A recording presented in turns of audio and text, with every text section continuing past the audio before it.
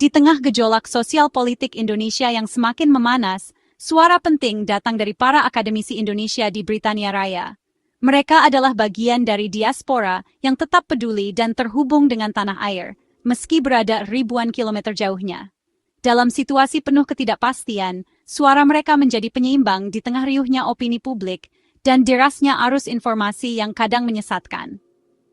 Pada tanggal 1 September 2025, mereka merilis pernyataan sikap yang bukan sekadar catatan kaki dalam sejarah, melainkan panggilan tulus dan mendesak untuk masa depan bangsa. Pernyataan ini lahir dari keprihatinan mendalam atas situasi di Indonesia, dan menjadi refleksi dari tanggung jawab moral mereka sebagai intelektual yang ingin melihat Indonesia tetap damai dan adil. Jalanan di berbagai kota dipenuhi demonstrasi menuntut perubahan. Suara rakyat menggema di antara gedung-gedung dan jalanan. Namun di balik semangat itu, ada kekhawatiran yang nyata akan potensi provokasi, kekerasan, dan penyalahgunaan momentum oleh pihak-pihak yang tidak bertanggung jawab. Situasi ini menuntut kewaspadaan ekstra dari seluruh elemen masyarakat. Para akademisi ini, seperti Dr. Ahmad Rizky M. Umar dan Dr. Soe Chen Marching, menegaskan bahwa jarak geografis justru memberi mereka perspektif yang lebih luas dan objektif. Dari kejauhan, mereka bisa melihat dinamika Indonesia dengan kacamata yang lebih jernih, tanpa terjebak dalam polarisasi yang sering terjadi di dalam negeri. Mereka percaya, suara dari luar negeri bisa menjadi cermin bagi bangsa sendiri. Melalui pernyataan mereka, para akademisi ini mengajak seluruh rakyat Indonesia untuk tidak mudah terprovokasi oleh isu-isu yang belum jelas kebenarannya. Mereka menekankan pentingnya memilah informasi, berdiskusi secara sehat, dan menjaga agar perjuangan tetap berada di jalur damai. Hanya dengan cara inilah, perubahan yang diinginkan bisa tercapai tanpa mengorbankan persatuan. Seruan ini terasa sangat relevan di era digital saat ini, di mana narasi kebenaran dan kebohongan saling bersaing di media sosial. Informasi yang salah bisa menyebar begitu cepat, memicu emosi dan perpecahan. Oleh karena itu, masyarakat diajak untuk lebih kritis, tidak mudah percaya, dan selalu melakukan verifikasi sebelum menyebarkan berita. Esensi demokrasi sejati adalah penyampaian pendapat secara damai dan bermartabat. Setiap warga negara berhak bersuara, namun harus tetap menghormati hak orang lain dan menjaga ketertiban bersama. Demokrasi bukan hanya soal kebebasan, tapi juga tanggung jawab untuk menjaga harmoni sosial. Perjuangan menuntut keadilan dan perubahan adalah maraton, bukan sprint singkat.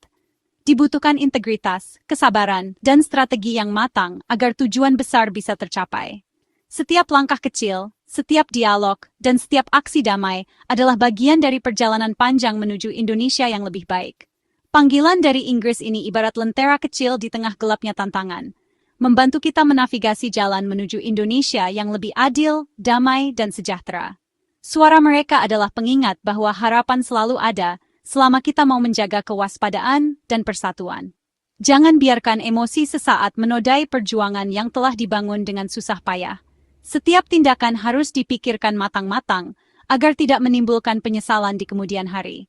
Mari kita jaga kewaspadaan, persatuan dan semangat gotong royong demi masa depan Indonesia yang lebih cerah dan bermartabat. Bersama, kita bisa menghadapi tantangan dan mewujudkan cita-cita bangsa. Setiap aksi rakyat di jalan selalu diintai bahaya provokasi. Para akademisi di Inggris menyoroti bagaimana provokator bisa mengubah niat mulia menjadi kekacauan. Satu insiden anarkis dapat menggeser fokus publik dari tuntutan kekerusuhan. Inilah saat esensi perjuangan terkikis, dan pihak berwenang mudah membenarkan tindakan represif. Hasutan sering datang dengan slogan membakar, tapi miskin substansi. Kita harus kritis dan waspada. Menolak kekerasan adalah kekuatan, bukan kelemahan. Jalur damai menjaga marwah perjuangan dan simpati publik. Hanya dengan menolak provokasi, gerakan rakyat tetap murni dan konstruktif. Prinsip utama dalam perjuangan keadilan adalah kemanusiaan. Kekerasan dari pihak manapun merendahkan martabat dan mencederai tujuan. Mengadopsi kekerasan berarti meniru cara yang sedang kita lawan. Perjuangan damai adalah kekuatan sipil sejati, argumen dan solidaritas lebih kuat dari amarah. Ribuan orang yang tertib dan terartikulasi mengirim pesan yang tak bisa diabaikan. Tindakan anarkis hanya memberi amunisi bagi mereka yang ingin membungkam suara kritis. Menjaga kemanusiaan berarti fokus pada tatanan masyarakat yang adil. Menahan diri di tengah provokasi adalah ujian karakter gerakan. Tujuan kita kebaikan bersama, bukan kemenangan satu kelompok. Para akademisi Indonesia di Inggris mengecam keras segala bentuk kekerasan, terutama dari aparat keamanan. Mereka menegaskan bahwa kekerasan, baik yang dilakukan oleh aparat maupun oleh massa, tidak pernah bisa dibenarkan dalam negara demokrasi. Dalam situasi apapun, penggunaan kekuatan secara berlebihan hanya akan memperburuk keadaan dan menambah luka sosial yang sulit disembuhkan. Aparat seharusnya melindungi rakyat, bukan menjadi pelaku kekerasan. Tugas utama mereka adalah menjaga keamanan dan ketertiban, serta memastikan hak-hak warga negara tetap dihormati. Ketika aparat justru menjadi sumber ketakutan, kepercayaan publik pun runtuh. Mereka menuntut akuntabilitas nyata. Pejabat yang bertanggung jawab harus mundur. Tindakan tegas terhadap pelaku kekerasan di institusi negara menjadi syarat mutlak agar keadilan bisa ditegakkan. Tanpa pertanggungjawaban, reformasi hanya akan menjadi slogan kosong. Reformasi sektor keamanan harus mengubah paradigma aparat menjadi pelayan masyarakat. Aparat perlu dibekali pelatihan tentang hak asasi manusia dan penyelesaian konflik tanpa kekerasan, agar mereka benar-benar menjadi pelindung, bukan ancaman. Kecaman juga ditujukan pada massa yang main hakim sendiri. Tindakan anarkis dan kekerasan oleh kelompok masyarakat hanya memperkeruh suasana dan menambah daftar korban. Perjuangan untuk keadilan tak bisa dibangun di atas kekerasan. Setiap aksi yang menimbulkan penderitaan baru justru menjauhkan masyarakat dari cita-cita keadilan dan perdamaian. Akademisi menolak logika kekerasan dibalas kekerasan. Mereka percaya bahwa dialog dan mediasi adalah jalan terbaik untuk menyelesaikan konflik, bukan dengan saling melukai. Spiral kekerasan hanya melahirkan korban baru dan menghambat reformasi. Setiap korban adalah pengingat bahwa kekerasan tidak pernah membawa solusi, melainkan hanya memperpanjang penderitaan.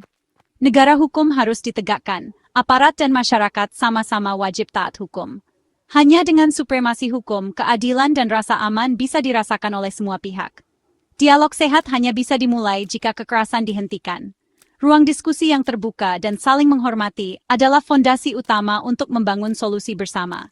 Hanya dengan itu, solusi nyata bisa dicapai. Indonesia membutuhkan keberanian untuk menolak kekerasan dan memilih jalan damai demi masa depan yang lebih adil dan harmonis. Kritik akademisi menyorot tata kelola pemerintahan, menekankan pentingnya reformasi yang mendalam dan menyeluruh. Mereka menyoroti berbagai kelemahan dalam sistem yang ada, yang seringkali menghambat kemajuan dan kesejahteraan rakyat. Mendesak reformasi menyeluruh, mulai dari eksekutif, akademisi menekankan bahwa perubahan harus dimulai dari pucuk pimpinan. Pemerintah harus lebih transparan dan akuntabel dalam setiap kebijakan yang diambil. Presiden didorong melakukan reshuffle kabinet berbasis evaluasi objektif, bukan sekadar ganti orang. Menteri yang gagal, tidak kompeten, atau terindikasi korupsi harus diganti tanpa kompromi. Evaluasi kinerja harus dilakukan secara berkala untuk memastikan efektivitas pemerintahan. Korupsi adalah musuh utama yang harus diberantas. Menteri yang terlibat dalam praktik korupsi harus segera dicopot dari jabatannya. Tidak ada tempat bagi korupsi dalam pemerintahan yang bersih dan transparan. Kabinet ramping dan profesional adalah kunci respons cepat terhadap kebutuhan rakyat. Pemerintah harus memastikan bahwa setiap anggota kabinet memiliki kompetensi dan integritas yang tinggi. DPR juga dituntut reformasi total. Proses legislasi harus transparan dan akuntabel. Setiap undang-undang yang disahkan harus melalui proses yang jelas dan dapat dipertanggungjawabkan. Setiap anggaran dan keputusan harus bisa diaudit publik. Transparansi anggaran adalah kunci untuk mencegah penyalahgunaan dana publik.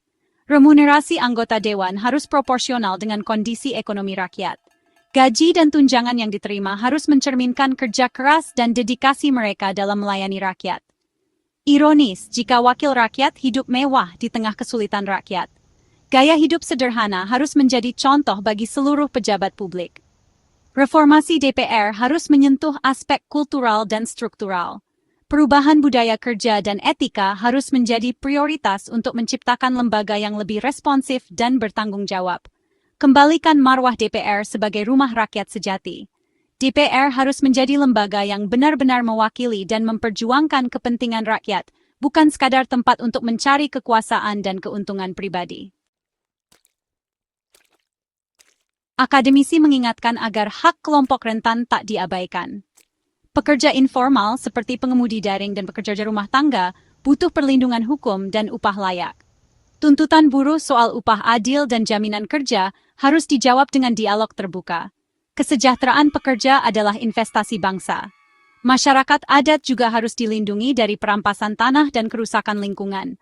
Pengakuan hak tanah ulayat dan pelibatan mereka dalam keputusan adalah keharusan. Kebijakan harus berpihak pada mayoritas, bukan elit. Keadilan sosial adalah ujian nyata komitmen pemerintah.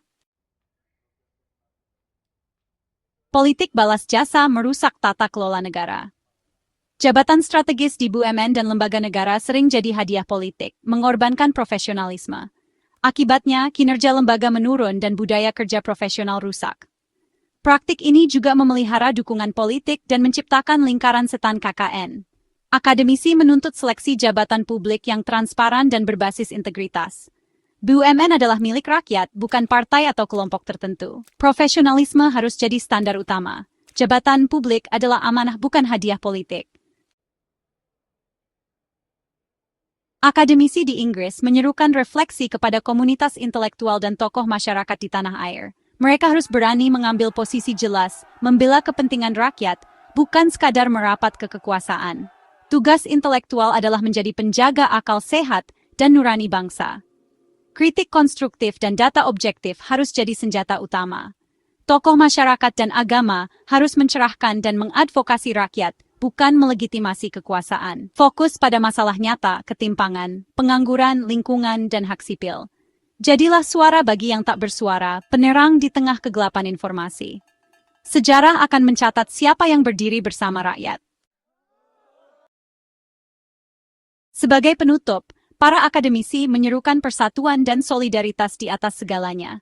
Musuh kita adalah ketidakadilan, kemiskinan, korupsi, dan kebodohan, bukan sesama warga. Perjuangan harus bermartabat dan damai, konsisten antara tuntutan dan cara. Jangan biarkan isu sektarian atau hoaks memecah belah kita. Solidaritas lintas kelompok adalah kekuatan utama bangsa. Merawat solidaritas adalah modal sosial terbesar untuk melewati krisis. Seruan dari Inggris adalah cermin moral bagi kita semua. Pegang teguh kompas kemanusiaan, keadilan persatuan, jaga hak menyuarakan pendapat dengan cerdas dan damai. Indonesia adalah rumah bersama, menjaganya adalah tanggung jawab kita semua.